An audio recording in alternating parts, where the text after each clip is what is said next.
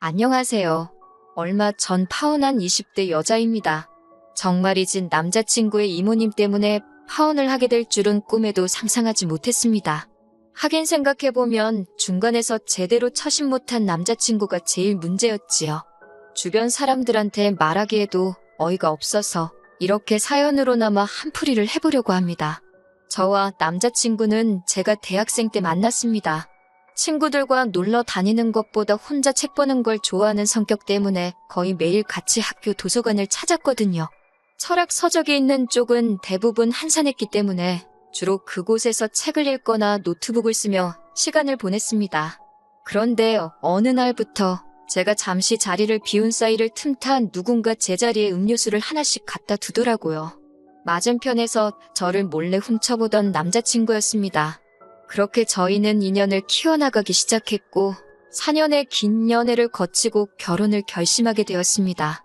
연애하는 동안 항상 밝은 모습만 보여줬던 사람이었기에 남자친구에게 불우한 어린 시절이 있었다는 건 짐작조차 하지 못했습니다.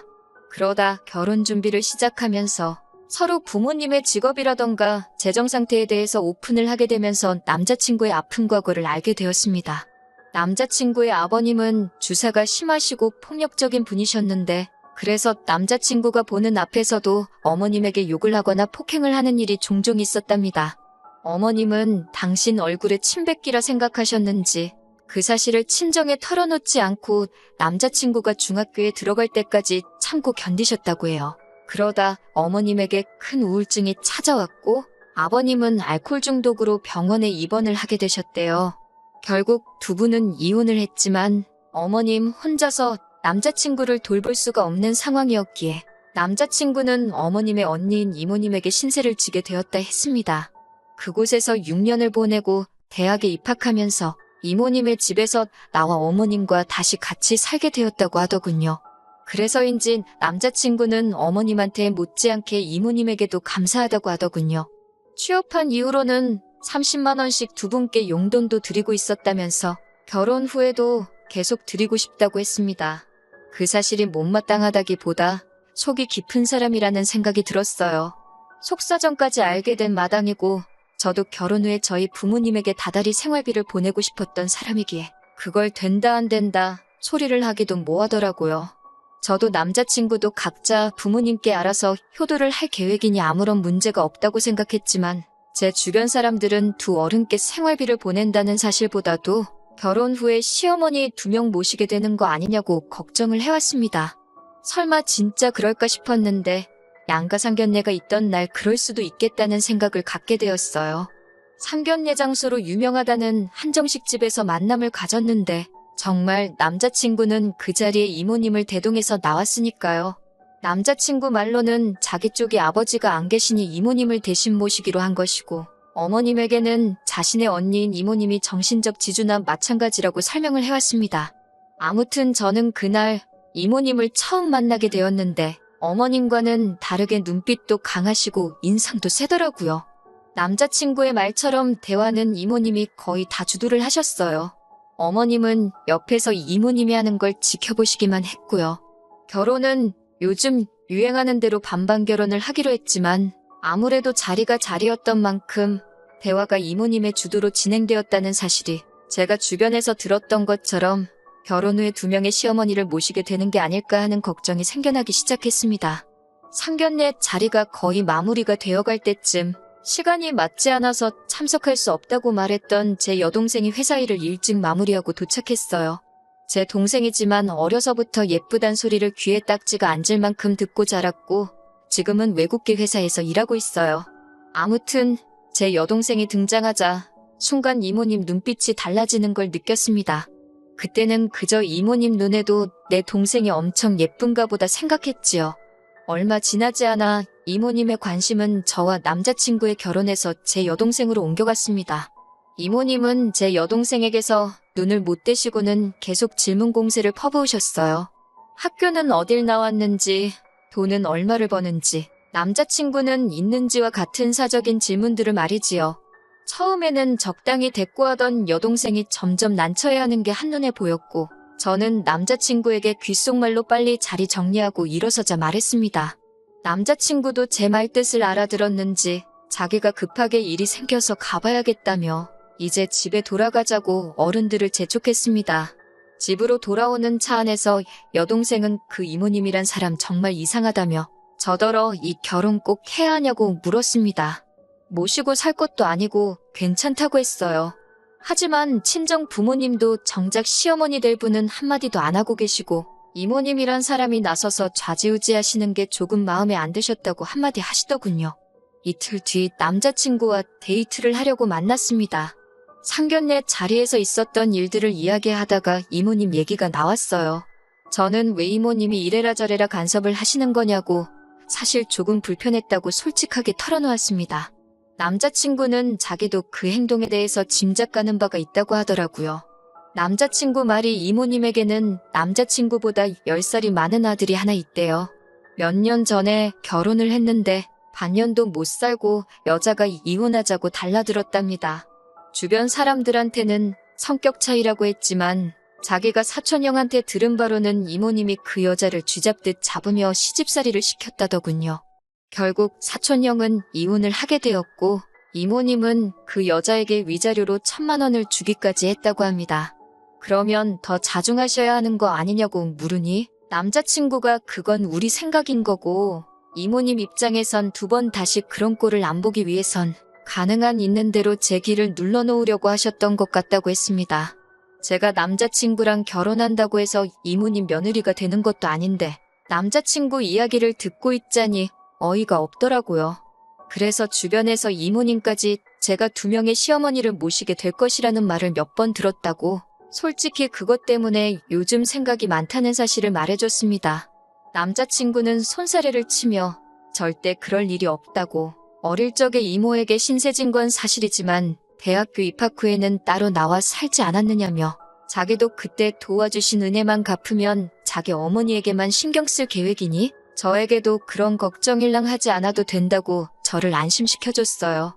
솔직히 믿었지는 않았지만 자기가 그러겠다는데 제가 믿는 것 말고는 더 할 말이 없더라고요. 아무튼 그 이후로 청첩장도 만들고 결혼 준비하면서 바쁘게 시간을 보냈습니다. 반반 결혼을 하기로 했으니 예단은 생략을 하기로 했는데 남자친구가 어머님하고 이모님한테 가방이라도 하나씩 해주고 싶다 하더라고요. 귀엽고 이모님까지 들먹이면서 저러고 있으니 정 해드리고 싶으면 직접 해드리라고 한마디 했습니다. 남자친구는 저의 대답에 야박하단 식으로 나오길래 보통 그런 말을 꺼내려면 2분께 뭘 해드리고 싶다 말하는 게 아니라 우리 부모님한테 먼저 뭘 해드리고 물어보는 게 순서가 아니겠냐고 한마디 했어요. 그 말에 남자친구는 아무 대답도 못하고 꼴먹은 벙어리가 되더라고요. 다달이 용돈 보내드리는 정도면 충분히 할 만큼 하는 그 이상을 하는 거라고. 그리고 부모님 입장에서도 우리들이 먼저 자리를 잡고 사는 게 가장 큰 선물이지. 그런 가방 같은 걸 중요하게 여기시지 않을 거라 한마디 더 해줬습니다. 남자친구는 끝내 못마땅한 얼굴이었지만 더 이상 뭘 해드리고 싶다는 말을 꺼내진 못하더라고요. 그리고 결혼식을 몇 주 남겨두지 않은 무렵이었습니다. 제 여동생의 어두워진 얼굴로 저에게 기니 할 이야기가 있다 하더라고요. 그리고 동생에게서 충격적인 이야기를 전해 듣게 되었습니다. 저 몰래 남자친구의 이모님이 여동생에게 연락을 하고 계셨더라고요. 연락처를 어떻게 알고 연락을 하신 거냐 하니까 상견례 날 화장실에서 물어보시길래 알려드렸다 했습니다. 뭐라고 연락을 해오신 거냐니까 처음에는 동생 다니는 회사 앞까지 오셨다며 저의 결혼 이야기를 빌미로 할 이야기가 있다고 동생을 불러내셨대요. 제 이야기라고 하니까 당연히 나가서 만났는데 막상 만나니 제 이야기는 안 하고 자꾸 여동생에 대해서 꼬치꼬치 묻더랍니다. 그런 식으로 제 이름을 팔아서 몇 번 더 여동생을 불러냈었고 나중에는 여동생도 나가봤자 불편하기만 하다는 걸 알았기에 핑계를 대면서 자리를 피했다고 하더군요. 그러다 하루는 남자친구의 이모님께서 자꾸 이런 식으로 나오면 저희 결혼을 반대할 거라며 반 협박식으로 연락을 해오셨다는 거예요. 동생은 저랑 남자친구가 어떻게 연애해왔는지 가장 옆에서 지켜본 사람으로 저희가 서로를 많이 사랑하는 걸 누구보다 잘 알고 있었기 때문에 자기 때문에 결혼이 깨질까 두려웠다고 합니다. 남자친구에게 또 다른 어머니 같은 존재라는 사실도 알고 있었으니 어쩔 수 없이 이모님을 만나게 되었다고 합니다. 그런데 그때는 웬 남자를 한 명 데리고 나왔더래요. 이혼당했다던 이모님의 아들이었어요. 저는 거기까지만 듣고도 화가 머리 끝까지 나서 참을 수가 없었습니다. 하지만 이야기는 거기서 끝이 아니었어요. 그 이모님 아들은 여동생이 싫다 하는데도 더도 말고 덜도 말고 딱 10번만 만나보라며 집요하게 연락을 해오더랍니다. 이모님까지 자기 아들이 이렇게 좋아하는 여자는 처음 봤다며 하늘이 맺어준 인연이라고 기왕 만난 거 10번만 만나보라며 부담을 주셨고요. 어쩔 수 없이 어거지로 10번을 만났는데 정말 호감이 하나도 안 생기더래요. 그래서 이제 연락하지 말라고 하니까 이모님이 당신 아들 꼬셔놓고 책임 안 진다고 회사까지 찾아와서는 저런 여자는 잘라야 한다고 난동을 피웠대나 봐요. 그게 바로 얼마 전 일이었고 제 동생은 여태껏 혼자 참아내다가 이제서야 저에게 이 결혼을 안 하면 안 되냐고 울면서 부탁을 하더라고요. 동생의 이야기를 듣는 동안 당연히 결혼에 대한 제 마음은 차게 식었지요. 내 입장 같은 건 생각하지 말고 너 하고 싶은 대로 하라고 동생에게 말해줬습니다. 그리고는 바로 남자친구에게 전화를 걸어 두 분과 같이 나오라고 했습니다. 마침 이모님과 어머님이 같이 계신다 하여 이모님 댁 앞에서 남자친구를 만났습니다. 집으로 들어가기 전 여동생의 한 이야기를 들려주며 알고 있었냐고 물었어요. 남자친구는 정말 상상도 못했다며 자기도 어이가 없다고 그러더군요. 그런데 제가 일단 집에 들어가서 이모님한테 시시비비를 가리겠다고 하니 뭘 또 그렇게까지 하냐며 저를 말리더라고요. 이모님은 단지 당신 아들을 너무 사랑해서 좋은 짝 만나게 해주고 싶은 욕심에 좀 오버를 하신 것뿐 아니냐며 이모님 편을 들더라고요. 더 듣고 있을 이유가 없어서 집 안으로 들어갔습니다. 이모님과 어머님은 이 늦은 시간에 웬일이냐며 아무것도 모른다는 표정을 하고 계셨습니다. 제가 왜 나이 먹은 아드님을 제 여동생한테 갖다 붙이냐며 누울 자리 보고 다리를 뻗으셔야 하는 거 아니냐고 따졌습니다. 그러자 이모님은 자기 아들이 어때서 그러냐며 저더러 웃긴다고 그러시더군요. 제 동생이 싫다고 했다는데도 왜 고집을 피우시냐고 그러니 여자는 원래 좋아도 싫다고 한다는 거예요. 저 같은 사람이나 싫으면 싫다 좋으면 좋다 따박따박 어른 앞에서 할 말 못할 말 못 가리고 한다나요. 그 와중에 남자친구는 어차피 여동생도 언젠가는 결혼할 거 아니냐고 그러면 아예 모르는 집으로 시집가는 것보다 친언니가 있는 집으로 시집가는 게 좋지 않겠냐고 하더라고요. 남자친구는 지가 뭐라고 짓거리는지 아는지 엄청 뿌듯한 표정을 하고 있었습니다. 이모한테 은혜를 입었을 뿐 절대 엮이는 일 없을 거라고 말하던 게 다 저를 안심시키기 위한 거짓부렁이었다는 걸 알게 되었어요. 개족보는 니네 집에서나 만들고 우리는 건들지 말라고 나지막히 한마디 하니까 남자친구가 흠칫하더라고요. 시어머니를 2명이나 모시게 할 생각이 없다더니 남자친구는 지 엄마보다 지 이모를 더 어머니로 생각하고 있는 것처럼 보였습니다. 파혼까지 작정한 상황으로 간 자리였기 때문에 저도 더 주저할 생각이 없었어요. 세 사람이 모여있다고 주눅들 이유도 없었기 때문에 저쪽에 앉아있는 2명의 시어머니에게 아들들 간수 좀 잘 하라고, 그리고 나중에 어떤 정신 빠진 여자가 똥인지 된장인지 분간 못하고 시집오려 하거든. 쓸데없는 생각하지 말고 그 여자가 부처님이다 생각하고 받들어 모시고 살라 한마디 해줬습니다.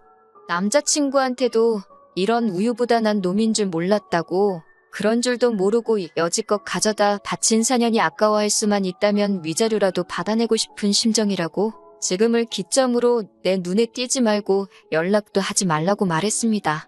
밖으로 나오는 저를 쫓아나오더니 어딜 가는 거냐고 따지며 청첩장도 다 돌렸는데 이런 식으로 나올 거냐며 별 쓸데없는 걱정을 하더군요.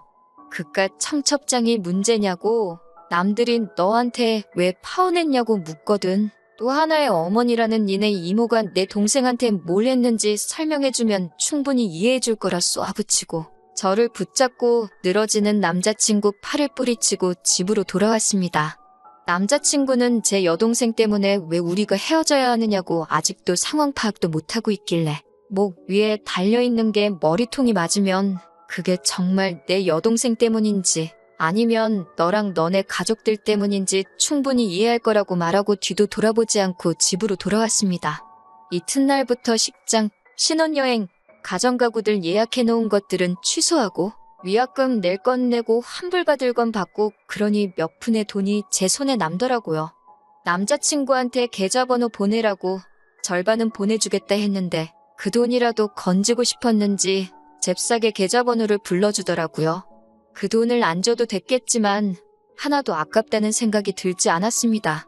왜냐하면 며칠 뒤에 남자친구의 이모를 명예훼손으로 고소하고 그 이후에도 정신 못 차리고 제 여동생에게 연락하던 그 자식을 스토킹으로 신고했거든요. 회사까지 찾아와서 난동을 부려준 탓에 절차가 아주 수월했습니다. 고소했다는 사실을 전하니 뭐 믿는 구석이 있는지 마음대로 하라고 빈정거리더라고요. 하지만 그런 허세도 잠시 며칠 뒤에 합의 좀 해달라고 연락이 왔어요. 그렇게 센 척을 하더니 나중 가서는 합의금을 조금만 깎아줄 수 있냐며 비굴하게 나오더라고요. 정신적 피해 보상까지 요구하겠다. 으름장을 놓으며 한 푼도 깎아주지 않고 고스란히 합의금을 받아냈습니다. 정신 못 차리고 여동생에게 연락하던 한심한 사촌형도 사과를 해왔지만 결국 접근금지 명령 처분을 받게 되었고요. 그 이후로는 솔직히 신경 쓰지 않고 살고 있습니다. 여동생도 지금은 많이 안정을 되찾았고 좋은 남자친구도 생겼더라고요. 그 모자한테 시달린 걸 옆에서 지켜본 동료가 자기가 지켜주고 싶다며 고백을 해왔다나요. 그리고 저는 당분간은 누굴 만나고 싶은 생각이 없습니다. 연애하느라 가지지 못했던 혼자만의 시간을 즐기면서 지내보려고요.